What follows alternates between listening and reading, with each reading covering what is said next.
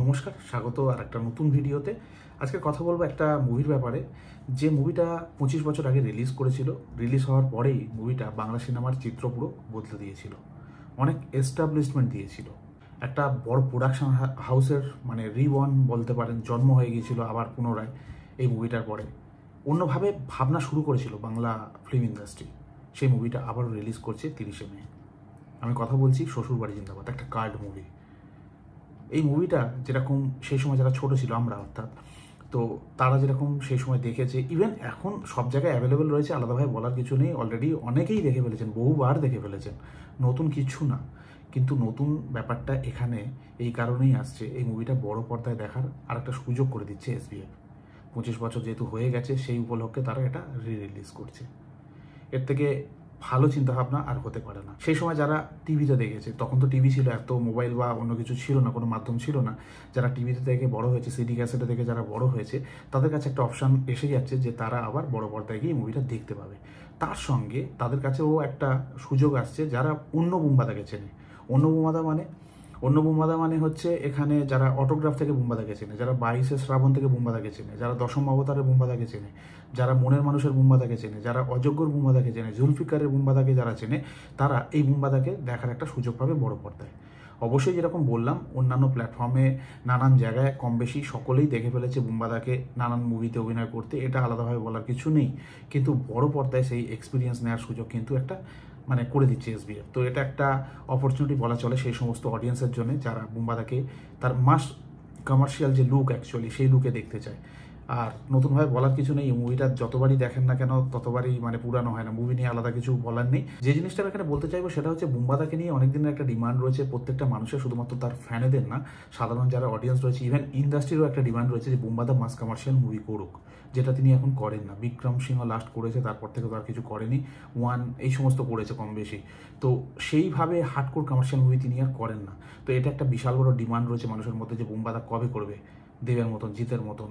তাদেরকে বলতে চাইবো, অবশ্যই স্ক্রিপ্ট পেলে সব কিছু মিলে গেলে তিনি করবেন। তিনিও নিজেও লাস্ট একটা ইন্টারভিউতে আগের বছর বলেছিলেন, ইভেন মাঝে মাঝে তিনি এই কথাটা বলেন যে ভালো যদি স্ক্রিপ্ট পাই, সেই ধরনের কাজ করার যদি মানে সব কিছু মিলে যাচ্ছে, ক্লিক করছে, তো তিনি করবেন, কিন্তু হয়ে উঠছে না কোনো কারণে।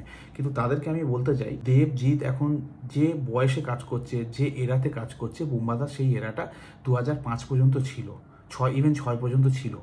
তিনি যতদিন করতে পেরেছেন ইন্ডাস্ট্রিকে বাঁচিয়ে রাখার জন্য। যখন দেখলেন জিৎ এসে গেছে, তারপর দেব এসে গেছে, তিনি আস্তে আস্তে নিজেকে গুটিয়ে নিলেন, নিজেকে ভাঙতে শুরু করলেন। তাই তার পিক টাইমে যখন তিনি এগুলো করতে পারতেন, ইন্ডাস্ট্রির স্বার্থে করেছেন, তিনি চোখ বন্ধ করে সাইন করে গেছেন একের পর এক মুভিতে। মুভি ভালো মন্দ খারাপ অত বিচার করেননি, শুধুমাত্র ইন্ডাস্ট্রিকে বাঁচানোর জন্য তিনি চোখ বন্ধ করে সাইন করে গেছেন যে আমাকে করতে হবে। তার মধ্যে বেশ কিছু ভালো কাজ তার ছিল, সব খারাপ কাজ এরকম না, বা সব মানে ডাল কাজ সেরকম না। তিনি করেছেন, নিজেও স্বীকার করেছেন যে তখন ইন্ডাস্ট্রির স্বার্থে তাকে করতে হয়েছে। তাপস পাল আস্তে আস্তে নিজেকে গুটিয়ে নিয়েছেন, তিনি সাইড রোল করছেন। রঞ্জিত মল্লিক অনেকদিন আগে থেকে সাইড রোল করছে, নতুন হিরো নেই ইন্ডাস্ট্রিতে সেইভাবে। অভিষেক চ্যাটার্জিও সেভাবে কাজ করতে পারছে না, তারপরে তো জিত এলো। তো সেই সময়টা তিনি কিন্তু যা পেরেছেন তাই করেছেন। তার মানে এই নয় যে সব খারাপ কাজ ছিল, সব খারাপ কোয়ালিটির কাজ ছিল। যার মধ্যে এই শ্বশুরবাড়ি জিন্দাবাদ ছিল, প্রতিবাদ ছিল, স্নেহের প্রতিদান ছিল, তারপরে দেবা ছিল। তার আগের দিকে যদি যাই, তার আগে সংঘর্ষ ছিল বা প্রতিকার ছিল। এই ধরনের মুভিগুলো তিনি করেছেন সেই সময় দাঁড়িয়ে। তারপরে আস্তে আস্তে 19শে এপ্রিল চোখের বালি থেকে নিজেকে অন্য ধারায় তিনি মানে শিফট করতে শুরু করলেন।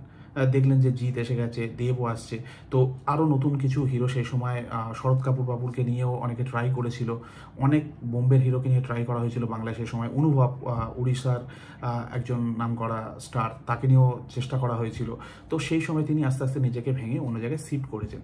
তো এই কথাগুলো বলার মূল উদ্দেশ্য এটাই, বুম্বাদার যখন বয়স ছিল, করার মতন তার সেই এনার্জি ছিল, তখন তিনি, এনার্জির কথা বলবো না, এই মানুষটার এনার্জি প্রচুর রয়েছে, ভরপুর, কিন্তু আমি বলছি মাস কমার্শিয়াল মুভির ক্ষেত্রে যে তার সেই সময় তিনি অনলি অপশান ছিল, তাই তিনি করে গেছেন। কিন্তু এখন অনেক অপশান রয়েছে, তাই তিনি এখান থেকে সরে গেছেন। আপনাদের কি মনে হয়, বুম্বাদার কাছে কোনো স্ক্রিপ্ট যায় না, না কোনো প্রযোজক বা কোনো ডিরেক্টর অ্যাপ্রোচ করে না এই ধরনের মুভি করার জন্য? নিশ্চয়ই করে। তিনি হয়তো এখন করছেন না, বা তার মনের মতো হচ্ছে না কোনো কিছু, হলে করবে। তাই তাদেরকে বলছি, যারা এই কম্পেয়ারটা করেন না, জিৎ দেব এখন যে কাজ করছে বুম্বাদা এখন করতে পারে। বুম্বাদার বয়স কত?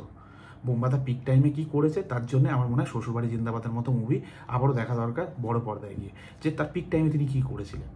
আমরা সকলেই জানি অলরেডি নানান প্ল্যাটফর্মে তার অনেক কাজ আমরা দেখেছি, কিন্তু বড় পর্দায় দেখার যে আমেজটা, যারা এই কথাগুলো বলে বা যে কথাগুলো ওঠে নানান মহল থেকে, তাদের জন্য মনে হয় মুভিটা দেখা দরকার, সবার দেখা দরকার। বড় পর্দার যে আমেজটা রয়েছে সেটা তো ছোট স্ক্রিনে, 6 ইঞ্চি স্ক্রিনে বা টেলিভিশনের পর্দায় ভালো লাগবে না। তো তার জন্য কিন্তু একটা বিরাট বড় অপরচুনিটি করে দিচ্ছে এসবিএফ। তো আমার মনে হয় সবার দেখা দরকার। তো মুভিটা নিয়ে আলাদাভাবে কিছু বলছি না, পুনরায় রিলিজ করছে, এটা একটা বড় ব্যাপার সকলের জন্য। যারা বুম্বাদাকে সেই সময় দেখেনি সেইভাবে বড় পর্দায়, তাদের জন্য একটা অপরচুনিটি রয়েছে। তার সঙ্গে তাদের ফ্যানেদের জন্য একটা নস্টালজিয়া ফিল হচ্ছে যে হ্যাঁ, আমরা তখন খুব ছোট ছিলাম, এই মুভিগুলো আমি তো বেসিক্যালি টিভিতে, তখন টেলিভিশনে ইটিভি বাংলাতে দেখেছিলাম কোনো একটা সময়, খুব মানে যদি আমি মনে করতে পারি। তো এরকম তারপরে অনেকবার দেখেছি, মা বাবা দেখতো সেই সময় দেখা, এইভাবে বহুবার দেখা হয়েছে, হলে দেখার সুযোগ হয়নি। তো এবারে রিলিজ করছে, এটা আমার কাছে বিশেষ করে বিশাল বড় একটা এক্সাইটমেন্ট। আমিও মানে নিশ্চয়ই এটা দেখার চেষ্টা করব, দেখব। আর আপনাদেরও বলবো, যারা এত কিছু বুম্বাদাকে নিয়ে ভাবেন, বুম্বাদার প্রতি অনেক প্রশ্ন থাকে, অনেক কথাবার্তা ওঠে, তারাও একবার হলেও বড় পর্দায় গিয়ে এই মুভিটা দেখতে পারেন। এখনকার বুম্বাদাকে তো আমরা সকলেই চিনি, তখনকার বুম্বাদাকে দেখার জন্যে আমার মনে হয় একটা পারফেক্ট ট্রিবিউট, মানে বুম্বাদার প্রতি এত বছরের একটা মানে মানে পার করে ফেললো আর কি, 25 বছর, দীর্ঘ 25 বছর। কাল কিছু গান ছিল যে গানগুলো এখনও বাজে, বুম্বাদা নানান জায়গায় গিয়ে সেই গানে ডান্স করেন, ঠোঁট মেলান। তো এই যে জিনিসগুলো এতদিন আমরা দেখেছি নানান জায়গায়, তো সেটা চাক্ষুষ করার, বড় পর্দায় চাক্ষুষ করার একটা সুযোগ আমাদের কাছে এসছে। তাই নো কন্ট্রোভার্সি, কোনো আর্গুমেন্ট না, গিয়ে মুভিটা দেখুন, দেখে বোর হবেন না। এখনও পর্যন্ত মুভিটা আমরা ছোট স্ক্রিনে বা টেলিভিশনের পর্দায় দেখি কম বেশি, ইউটিউব থেকে, অন্যান্য প্ল্যাটফর্ম থেকে যেখানে অ্যাভেলেবেল রয়েছে দেখে যে মজাটা পাই, তার থেকে অনেক গুণ বেশি মজা আমার মনে হয় বড় পর্দায় গিয়ে পাবো, আমার বিশ্বাস পাবো। তো যাই হোক, এটা একটা খুব ভালো খবর। এইভাবে যেটা হিন্দি সিনেমার ক্ষেত্রে হচ্ছে, রিলিজ ব্যাপারটা, তো এরকম আমাদের অনেক কাল্ট সিনেমা আছে, শুধুমাত্র শ্বশুরবাড়ি জিন্দাবাদ না, আরও অনেক মুভি রয়েছে। তো সেই মুভিগুলো যদি এরকমভাবে ফের পুনরায় রিলিজ করা হয়, আমার মনে হয় বেটার হবে। আর 25 বছর অতিক্রম করেছে, আর যে মুভিটা বাংলা সিনেমার মোড় ঘুরিয়ে দিয়েছে সেটা রিলিজ করছে, এর থেকে আনন্দের খবর আর কী হতে পারে। তো এটুকুই বলার ছিল। আপনাদের কি মনে হয়, কতটা এক্সাইটেড, কবে কোথায় দেখতে যাচ্ছে মুভিটা, সেটা নিয়ে নিশ্চয়ই কমেন্ট করে জানাতে পারেন। ভালো থাকবেন সবাই, দেখা হবে পরের ভিডিওতে।